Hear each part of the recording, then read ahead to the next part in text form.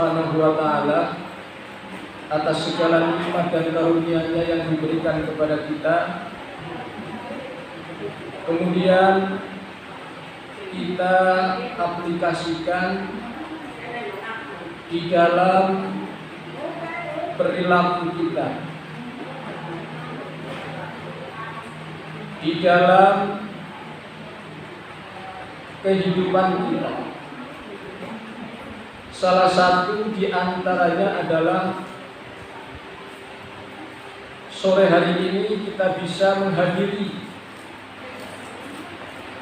yaitu acara taklim atau yang dikenal dengan tolabul ilmi. Kita semua tidak bisa hadir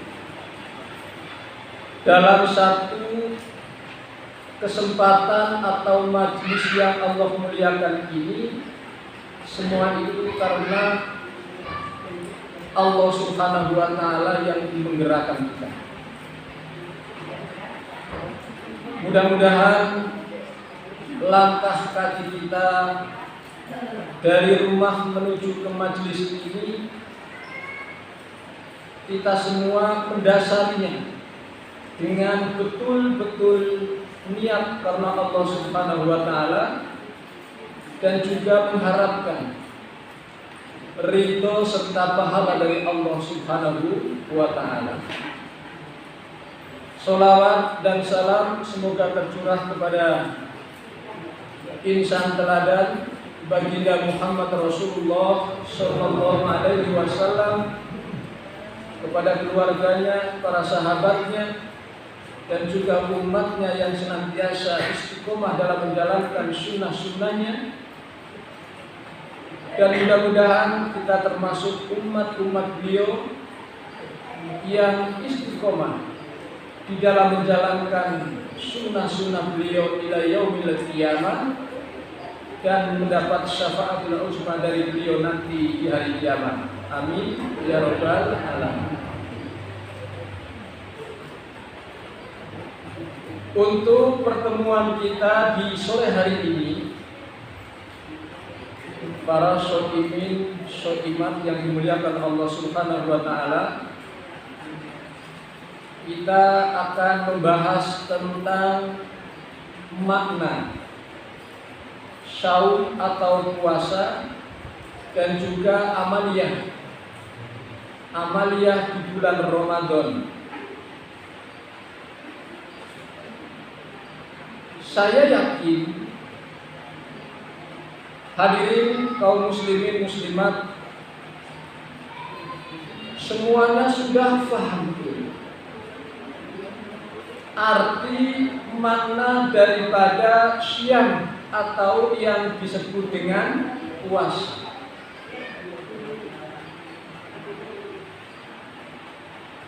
Allah Subhanahu wa Ta'ala mensyariatkan umat manusia, khususnya kaum muslimin, yaitu di dalam Al-Quran surat Al-Baqarah ayat 183. Allah mewajibkan kepada kita untuk berpuasa. Dan ternyata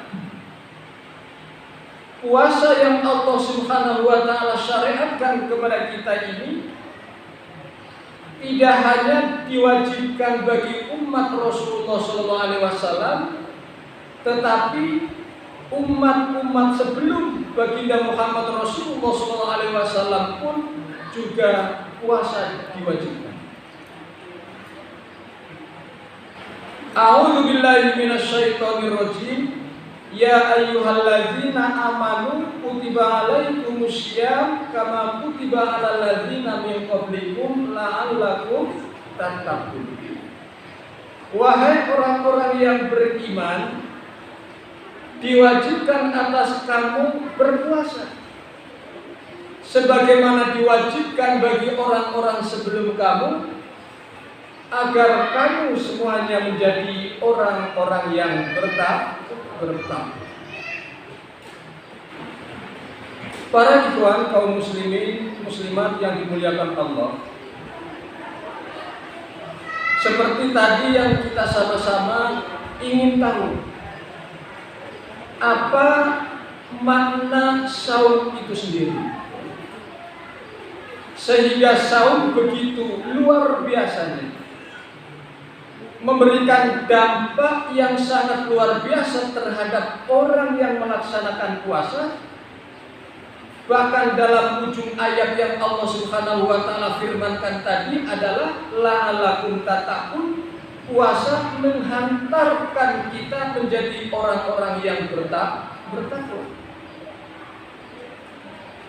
Kalau di dalam bahasa bahwa yang namanya puasa atau bilughatil arabiyyah, di makna bahasa Arab itu adalah asyamu, yaitu siam, yaitu bimakna al-imsak, yang artinya adalah menahan.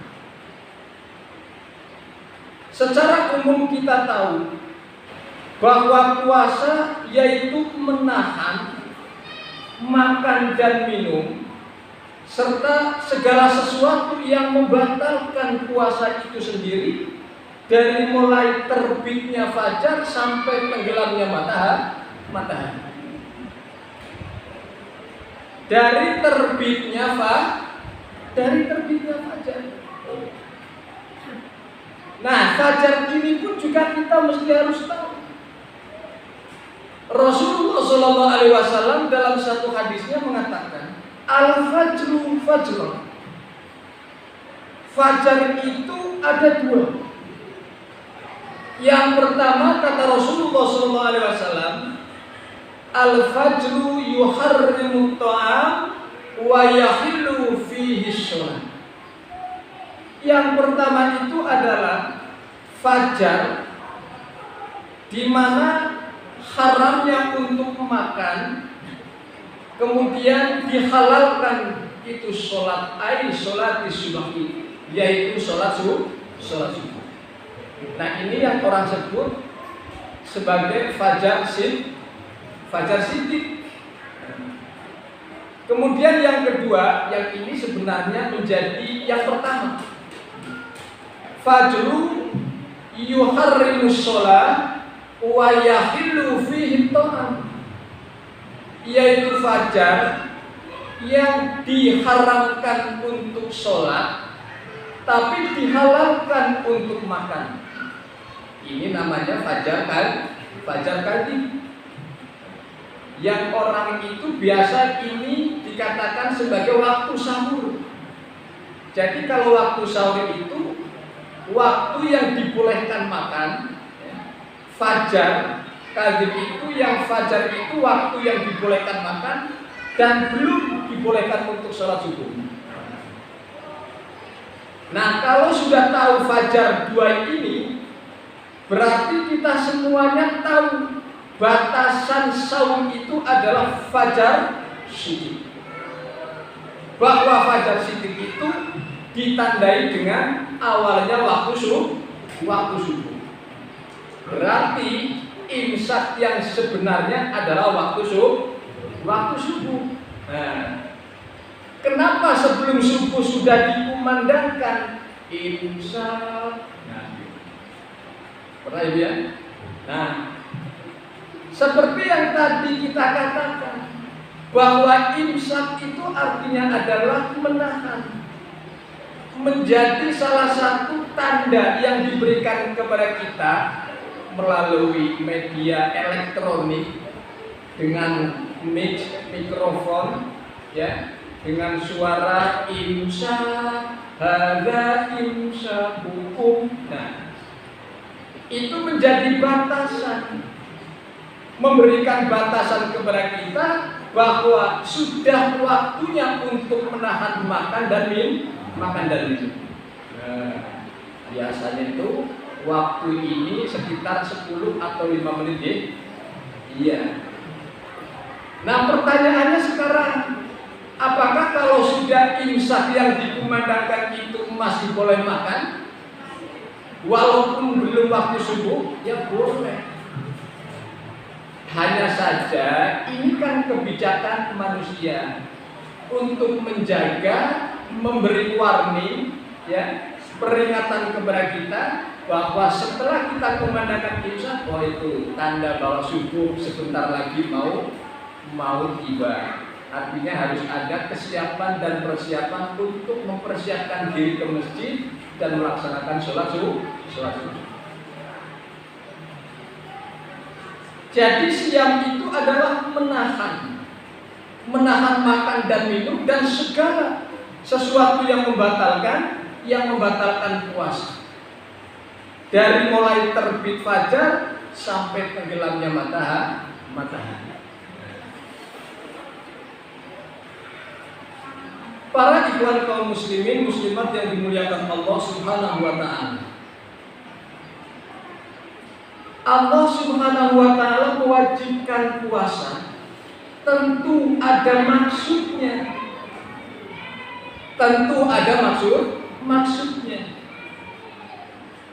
Allah panggil kepada orang-orang yang beriman dengan panggilan yang begitu indah untuk memberikan kewajiban terhadap orang yang beriman melaksanakan saum. Allah Subhanahu wa taala ingin menjadikan orang yang beriman, orang yang melaksanakan saum itu la'allakum tattaqun, menjadi orang-orang yang bertakwa kepada Allah Subhanahu wa taala. Jadi kalau kita ingin lebih tahu maksud Allah Subhanahu wa taala memberikan perintah kepada kita untuk saum, yang pertama, di samping saum atau puasa itu menjadi sarana untuk menjadikan kita sebagai orang yang bertakwa kepada Allah Subhanahu wa taala, juga menjadi sarana untuk yang lainnya. Ini yang pertama. Ya, jadi puasa yang pertama ini menjadi sarana untuk menggapai derajat muttaqin. Untuk menggapai apa? Derajat muttaqin. Muttaqin ini derajat yang paling tinggi di sisi Allah Subhanahu wa taala. Allah Subhanahu wa taala melihat manusia sebagai hambanya itu, kemuliaan tidak dari lihat yang lainnya. Dengan kata lain, kemuliaan seseorang itu dilihat oleh Allah itu bukan karena dari yang lain, bukan karena dia yang paling cantik, bukan karena dia yang paling ganteng, bukan dia yang paling dermawan, yang paling hartawan, yang paling kaya, yang paling tinggi jabatannya. Itu bukan menjadi ukuran nilai kemuliaan Allah itu dilihat dari sisi zahiriyah material. Seperti halnya Allah Subhanahu wa taala berfirman di dalam surat Al-Hujurat. Para ikhwan, buka Al-Quran, yang membawa Al-Quran, surat yang 49 ayat 13. A'udzu billahi minasy syaithanir rajim. Ya ayyuhan nas, wahai para manusia, inna khalaqnakum, sesungguhnya kami menciptakan kamu semuanya.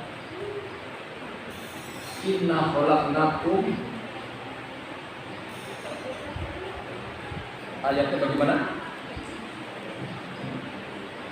Ya ayyuhan nas, inna khalaqnakum min dzakarin, dari jenis laki-laki, wa unsa, dan perempuan, wa ja'alnakum, dan kami menjadikan kamu semuanya syu'uban, kata Allah Subhanahu wa taala, yaitu berbangsa-bangsa, wa qabaila, dan juga qabail, kabilah, bersuku-suku. lita'arofu, untuk kalian saling mengenal antara satu dengan yang lain. Nah, jelas toh? Allah Subhanahu wa taala manggil kepada seluruh umat manusia, wahai manusia, sesungguhnya kami menciptakan kamu dari jenis laki-laki dan perempuan, dan kami jadikan kamu semuanya berbangsa-bangsa, bersuku-suku, agar kalian untuk saling mengenal. Silakan kalian yang mau jadi presiden, silakan kalian yang mau jadi konglomerat, yang jadi pejabat, menteri dan lain sebagainya, silakan. Kemudian Allah Subhanahu wa taala dalam ayat selanjutnya, inna akramakum indallahi atqakum, sesungguhnya kamu semuanya yang mulia indallahi atqakum, di sisi Allah Subhanahu wa taala itu atqakum adalah orang yang paling bertakwa. Jadi Allah Subhanahu wa taala menciptakan manusia berbangsa-bangsa, laki perempuan, bersuku-suku, ya, ganteng tidak ganteng, kaya nggak kaya, untuk saling mengenal. Dan nilai kemuliaan di sisi Allah Subhanahu wa taala itu bukan karena mereka yang tinggi jabatannya, bukan karena mereka yang banyak hartanya, bukan karena mereka yang cantik rupanya, bukan yang gagah perkasa, bukan.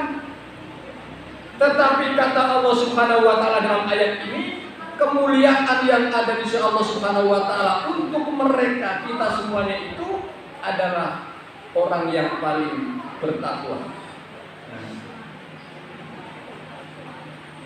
Jadi mohon maaf. Orang yang maaf nih, belum tentu juga orang alim kelihatannya, kiai, ustadz disebutnya, juga belum tentu mulia di sisi Allah. Gimana?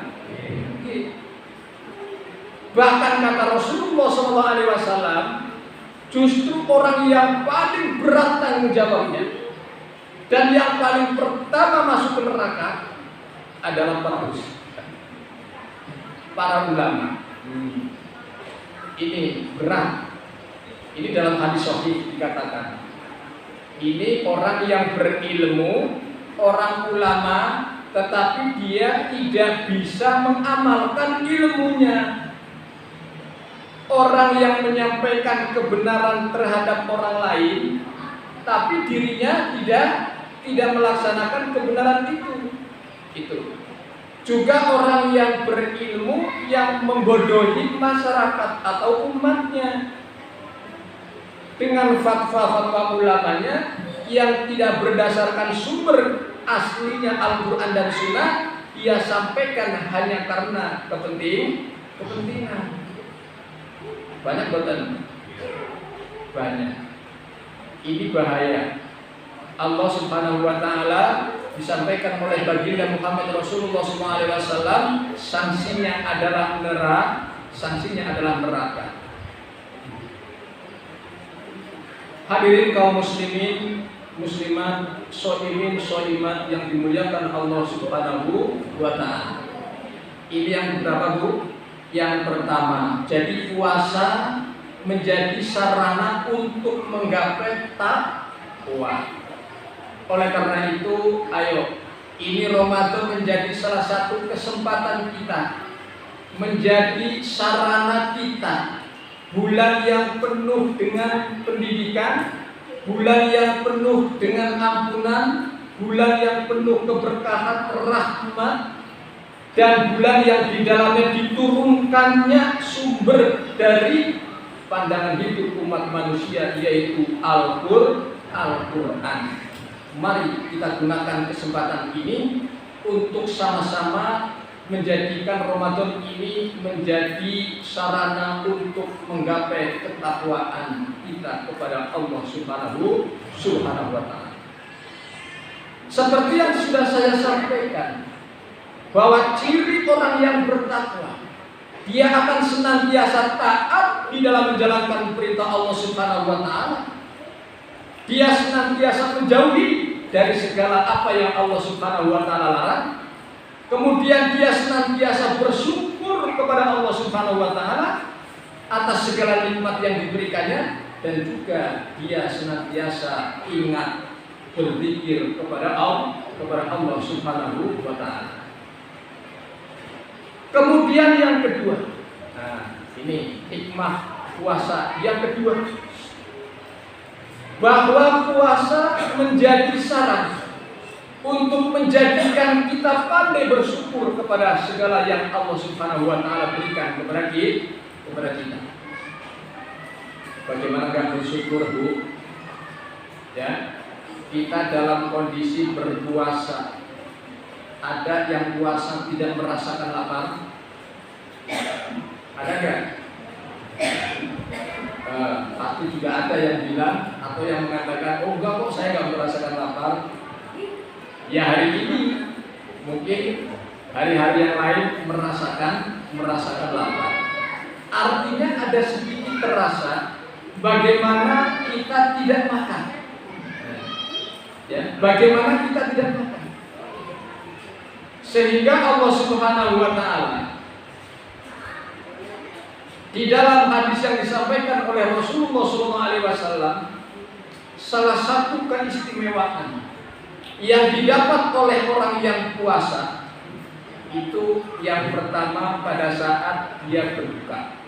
Nah, pada saat dia berbuka, waduh, dari pagi sampai siang, dari siang udah panas, winter gak ketulungan, isinya itu pengen adus, ya kan? Warna hawanya luar biasa panasnya. Kemudian melewati duhur, ya, siang sampai ke sore udah lemes, ya toh? Nah, hawanya sudah nggak karuan. Kemudian, nah disitulah harapan mulai dekat. Harapan sudah mulai sebentar lagi sampai, yaitu saat berbuka saum, berbuka puasa. Terasa sekali indahnya ketika masa-masa itu hampir tiba. Nah, inilah salah satu kesenangan kita orang yang berpuasa pada saat bertemu dengan futur berbuka. Kemudian yang kedua, pada saat dia berjumpa dengan Allah Subhanahu wa Ta'ala, dia akan diistimewakan oleh Allah Subhanahu wa Ta'ala. Makhluk Allah yang namanya surga pun juga memanggil-manggil melalui pintunya memanggil-manggil kepada orang-orang yang shaim, orang-orang yang siam. Wahai ayyuhas shaimin, ayyuhas shaimat, ayyuhas shaimin, ayyuhas shaimat, udkhulu fi hadzal makan. Masuklah kalian wahai para orang-orang yang siam, inilah tempat kalian. Surga, jannahnya orang yang khusus, orang puasa, itu siapa namanya? Nah, yang namanya Jannatus Shaim, yaitu surganya orang-orang yang saum. Ya, dia punya pintu yang luar biasa pedulinya terhadap kita. Pintunya namanya Ar-Rayyan. Nah, ini luar biasa. Jadi ketika kita menghadap Allah, kita alisyam, kemudian pintu syam itu membuka diri dan memanggil-manggil kita untuk segera masuk ke dalam tempat yang Allah muliakan. Jadi bersyukur kepada Allah Subhanahu wa Ta'ala melalui puasa menjadi sarana untuk kita pandai bersyukur atas nikmat yang Allah berikan kepada kita. Nikmat sehat, alhamdulillah, dengan saum kita diberikan kesehatan. Sehingga dengan rasa syukur itu, karena dari kita seharian berpuasa menahan lapar dan haus, ya. Nah, kemudian kita berbuka, gitu. Nah, di situ timbul rasa syukur kita kepada Allah Subhanahu wa Ta'ala. Kemudian yang ketiga, yang namanya saum atau puasa itu menjadi sarana untuk melatih diri kita. Yang pertama, melatih untuk mengekang jiwa kita. Yang kedua, melatih untuk menahan diri kita dari syahwat dan segala sesuatu yang membatalkan puasa itu. Siapa yang nggak tahu syahwat? Syahwat itu juga jangan hanya diartikan sebagai sesuatu yang bahasanya itu nafsu birahi. Allah Subhanahu wa Ta'ala menyinggung, menyampaikan, menerangkan di dalam surat Ali Imran ayat 14. Di sana Allah Subhanahu wa Ta'ala sampaikan, Bismillahirrahmanirrahim.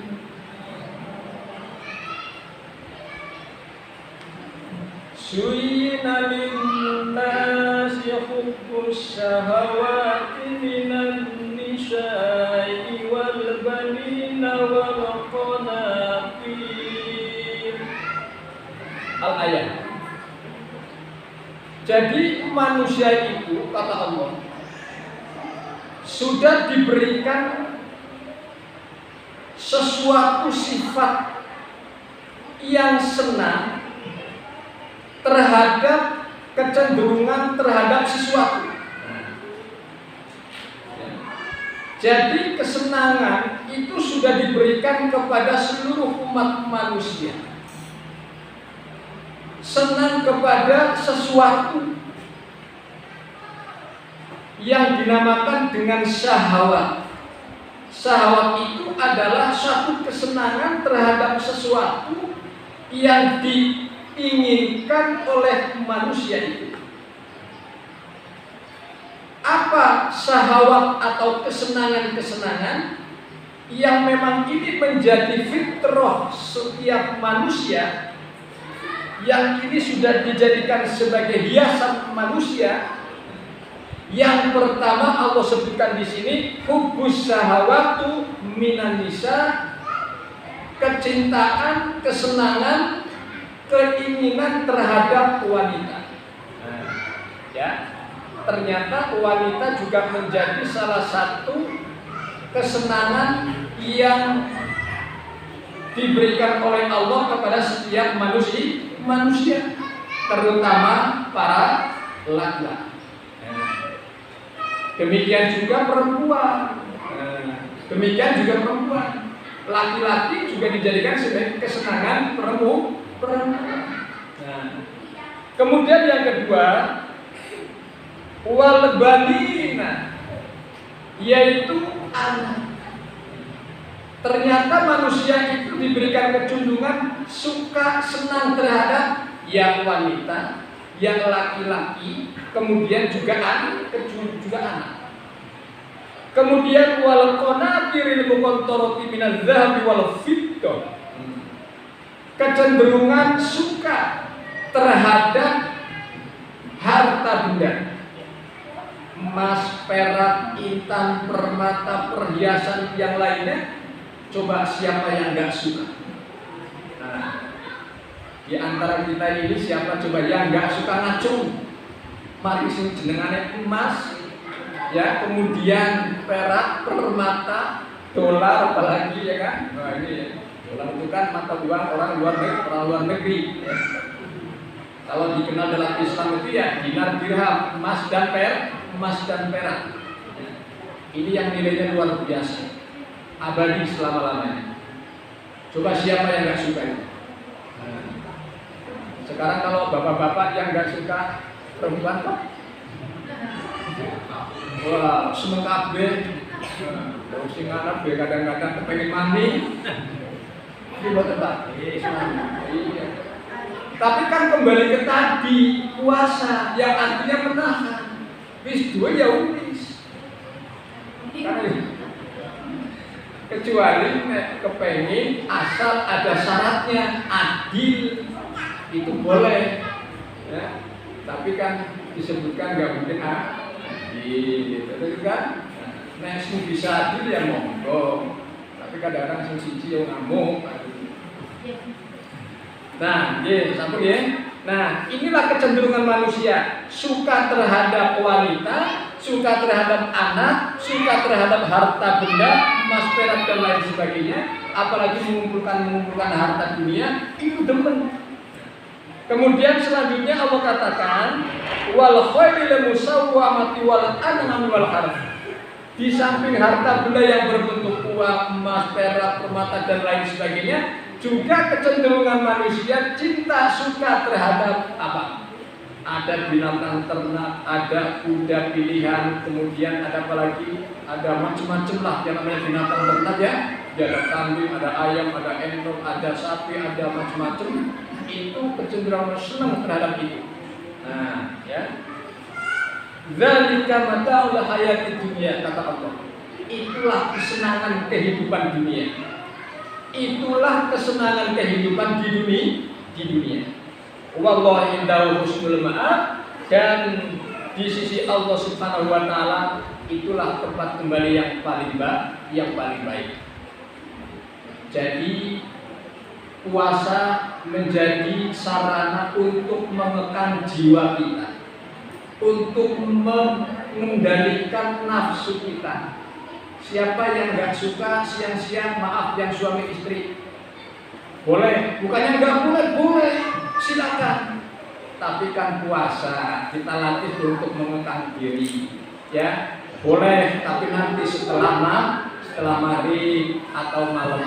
Nah, apa nggak boleh kepengen puas, kepengen makan minum, boleh silakan. Tapi nanti waktunya setelah duhur, setelah maghrib boleh. Nah, inilah juga salah satu hikmah puasa adalah menjadikan kita disiplin diri. Disiplin apa? Disiplin diri. Nah, di samping puasa itu menjadi sarana untuk mendekatkan diri kita kepada Allah Subhanahu wa taala dengan banyak ibadah, dengan banyak istighfar kepada Allah Subhanahu wa taala.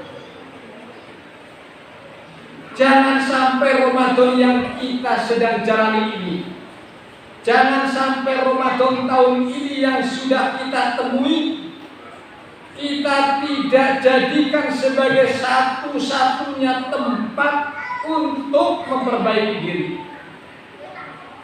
Makanya Rasulullah SAW katakan kepada kita semuanya, jadikan Ramadanmu kali ini menjadi Ramadan yang terakhir kali. Ini maksudnya apa?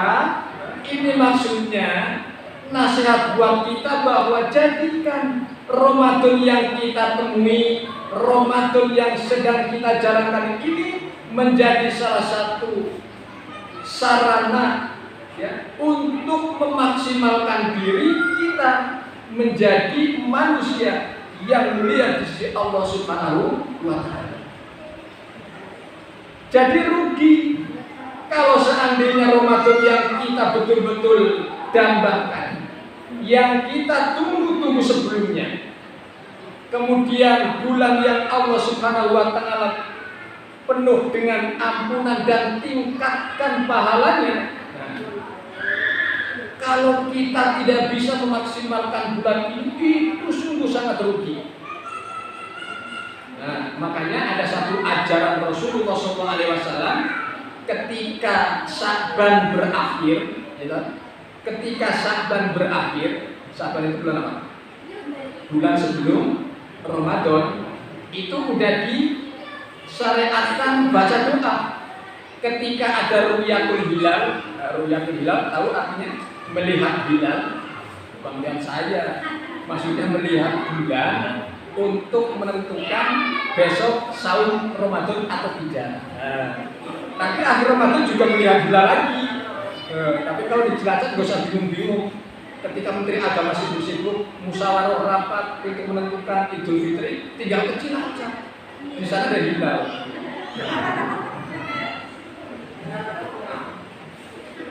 Ya Kak Kardi, waktu nanti laporan, bilang ada di gua. Gak usah pakai teropong yang begitu mahal. Lihat dengan kepala telanjang, udah, bilang gede banget. Masya Allah. Ya, sampai mana tadi? Rasulullah ajarkan ketika mulai masuk bulan apa? Bulan Ramadan. Nah, Allahumma apa namanya? Alai ahillahu Allahumma ahillahu alaina bil wassalam wal islam Rabbi wa Rabbukallah. Minta agar diselamatkan, agar diberikan kenyamanan, agar diberikan keistiqomahan, agar diberikan dari Allah Subhanahu wa taala satu ketentraman dan keselamatan serta keberkahan di dalam bulan Ramadan. Dengan iman Tuhanku juga Tuhanmu sekalian, Allah Subhanahu wa taala. Dari awal kita sudah berdoa seperti itu. Ya, kita sudah masuk Ramadan kok ya leha-leha. Sing kon jere salate mempeng ora tau salat. Sing jere ampunane di apa istilahnya? Diampuni segala dosanya ora tahu istighfar. Nah ini para ikhwan, mudah-mudahan kita di sini tidak seperti itu. Ini semuanya ahli surga semuanya. Amin. Ya Rabbal alamin. Kemudian ada satu amalia. Ketika Ramadan sudah sedang kita jalankan, Rasulullah SAW memberikan satu perintah doa yang seharusnya dan selalu kita amalkan, kita baca dalam bulan Ramadan. Seperti yang kemarin saya sampaikan waktu kuliah subuh, yaitu doa yang Rasul anjurkan, asyhadu an la ilaha illallah, astaghfirullah, as'aluka jannah wa a'udzubika minan nar, Allahumma innaka afuwun tuhibbul afwa fa'fu anni. Doa ini tolong selalu dibaca dalam setiap kesempatan. Apalagi kalau setiap sholat itu coba tolong selalu dibaca. Ketika kita membaca doa ini, pintu harus terbuka. Tidak ada tabir dan tidak ada penghalang masuknya kepada pintu ars. Artinya memang janji Allah Subhanahu wa taala akan saya kabulkan. Ini. Karena yang namanya puasa ini adalah untuk Allah Subhanahu wa taala, dan Allah Subhanahu wa taala yang akan memberikan balasan sesuai dengan kehendak Allah Subhanahu wa taala.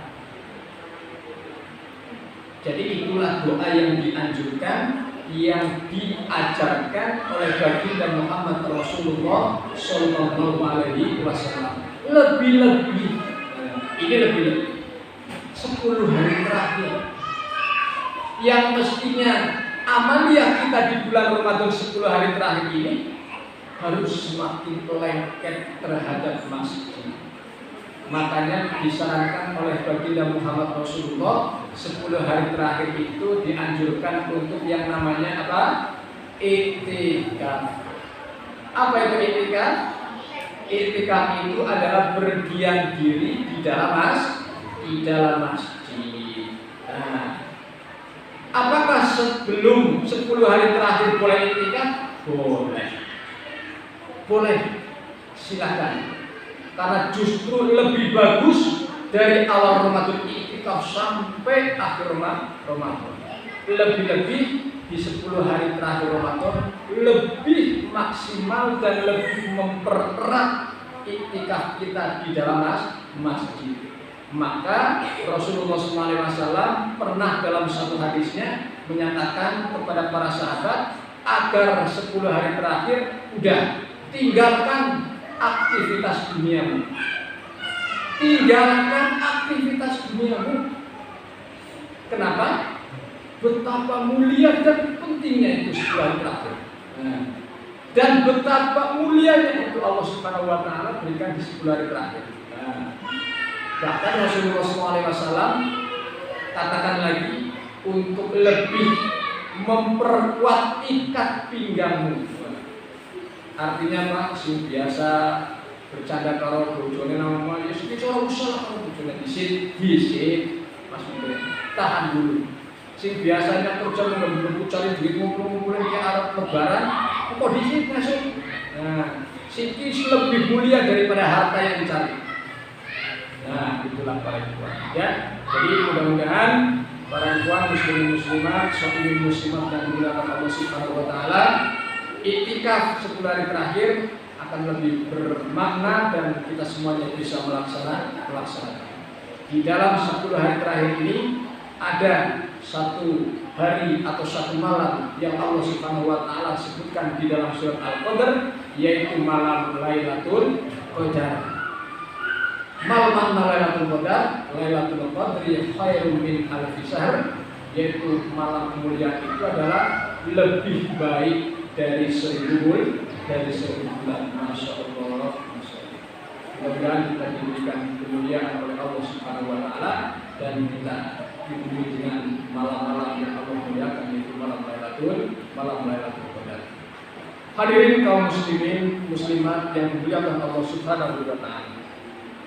Jadi di samping amaliyah Rasulullah SAW sampaikan tadi, yaitu doa yang selalu dipanjatkan, yang selalu dibacakan. Juga Rasulullah SAW menganjurkan di bulan Ramadan ini senantiasa menghatamkan Al-Quran. Sekarang saya tanya, ibu-ibu sudah sampai juz berapa nih? Coba yang paling banyak siapa nih? Ayo, sebelah sini sudah sampai juz 10 belum?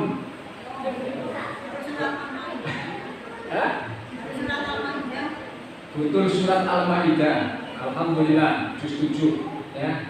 Nah, ini sebelah sini sudah sampai juz 10 belum? Belum ya. Juz ini udah ya. Alhamdulillah. Ya, minimalnya satu malam 1 juz ya. Kalau sekarang tanggal 10 berarti 10 juz. Nah, ya. Kalau sore nanti juznya lain. Ya. Ada juz Al-Buka, juz Jamul, juz Wortel, juz apa segala macam. Nah ya, jadi banyak membaca Al-Quran. Rasulullah SAW selalu membaca Al-Quran. Disimak oleh malaikat Jibril karena menjadi momen Ramadan itu menjadi momen yang sangat agung bagi Muhammad Rasulullah SAW. Al-Quran selalu dibaca dan selalu disimak oleh malaikat Jibril. Kemudian dilanjutkan oleh para ulama-ulama salaf. Sebelumnya oleh para sahabat, oleh para tabi'in. Bahkan ulama-ulama sebelum kita, mereka menghatamkan Al-Quran bisa 30 kali hatam dalam 1 bulan. Kalau kita minimalnya 1 bulan sekali hatam, alhamdulillah. Nah, tapi yang dimonggo para ikhwan, ya, saya tidak memaksakan, yang penting maksimalkan membaca Al-Quran. Walaupun 1 bulan cuma 1 juz, dimonggo buat nopo. Kalau yang 1 bulan 5 juz, ya enggak apa-apa, bagus. Yang 1 bulan cuma 10 juz, ya apalagi sekali hatam. Alhamdulillah. Yang belum bisa baca Quran, cuma membaca zikir saja, enggak, alhamdulillah. Ya, alhamdulillah. Yang baru Iqra, ya cobalah belajar Iqra. Karena itu bagian daripada Al-Quran. Ya, jadi itulah para ikhwan, kaum muslimin muslimat yang dimuliakan Allah Subhanahu wa taala. Jadi sekali lagi sampaikan bahwa puasa membentuk manusia menjadi manusia yang mulia di sisi Allah Subhanahu wa taala. Dan puasa yang berhasil bisa menjadikan diri kita menjadi manusia-manusia yang sabar, menjadi manusia-manusia yang mempunyai perwatakan yang benar, perilaku yang benar, benar imannya dan juga benar pengamalannya. Dan juga orang yang berpuasa, puasa bisa membentuk pribadinya menjadi pribadi yang gemar bersedekah, membentuk kepribadian yang punya jiwa sosial karena dia merasakan bagaimana pahit getirnya atau susahnya orang yang tidak makan, sehingga membentuk kepribadian dirinya yang puasa itu manusia yang bisa empati, memperhatikan orang lain, sehingga dia gemar berinfak, gemar bersedekah terhadap Allah Subhanahu wa Ta'ala untuk makhluknya. Kemudian puasa juga membentuk kepribadian menjadi kepribadian yang taat atau komitin taat kepada Allah Subhanahu wa Ta'ala, dan juga selalu istighfar kepada Allah Subhanahu wa Ta'ala. Para ikhwan sholimin sholimat yang dimuliakan Allah Subhanahu wa Ta'ala, demikian yang dapat kita untuk kesempatan taklim di sore hari ini menjelang futur bersama, Pak, futur masing-masing bersama tapi di rumah masing-masing maksudnya ya. Ya, baik, mudah-mudahan apa yang kita sampaikan di sore hari ini akan menjadikan ilmu buat kita, dan sahur Ramadan yang kita lalui menjadi satu-satunya tempat sarana untuk membentuk kepribadian kita menjadi manusia-manusia yang berkualitas di hadapan Allah Subhanahu wa Ta'ala. Kita bermohon kepada Allah Subhanahu wa Ta'ala agar senantiasa kita diberikan kesehatan lahir dan batin, kita diberikan kekuatan, kita diberikan kesehatan, ya, agar Ramadan yang kita jalankan ini kita bisa menapakinya, melaluinya dengan maksimal sampai selesai, akan menjadikan kita sebagai manusia-manusia yang berkualitas, tidak hanya pada saat Ramadan, tetapi setelah Ramadan berlalu akan membekas amal yang kebaikan kita di bulan-bulan yang akan datang. A'udzubillahi minasyaitonir rajim. Bismillahirrahmanirrahim.